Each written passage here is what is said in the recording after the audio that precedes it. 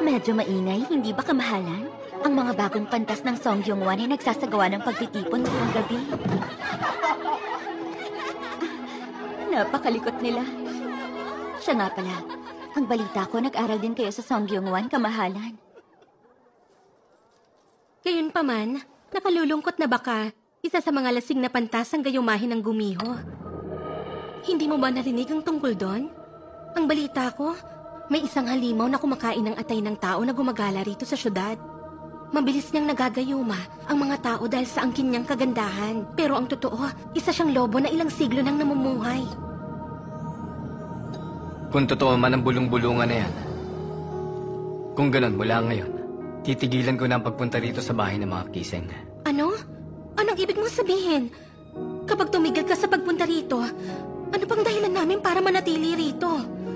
Dahil sa tingin ko, kasama ko na ngayon ang mga pinakamagagandang babae ng Choson. Duwag ako kaya natatakot akong baka isa sa inyo ang kumain ng atay ko. Naku, kamahalan. Huwag mo naman kaming biruin ng ganyan.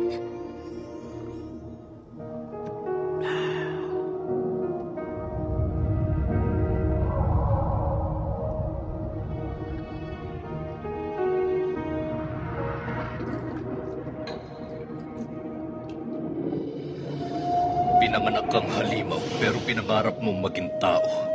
Isa kang hangal at nakakaawang nilalang. Dahil naaawa ako sa'yo, ibibigay ko ang gusto mo. Kamahalan, hihipan ko na po ba ang kandila? Gawin mo ang gusto mo. Dahil lang, lahat na nangyayaring ito, tila isang panaginip mo lang. Ha?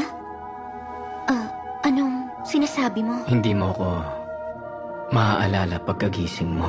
Kapag naging mabuti ka sa 100 taon, tutubuan ka ng 1 buntot. 2 buntot pag napagyaman mo ang iyong sarili sa loob ng 200 taon. 3 buntot pag naunawaan mo na at nabuhay ka ng 300 taon. Pagkatapos nun, magkakaroon ka ng pulang butil. Kapag nagawa mong gawing kulay asul ang butil na yan, bago sumapit ang 1,000 taon at bago ka magkaroon ng higit sa 9 na buntot, ikaw na halimaw ay magiging tao na.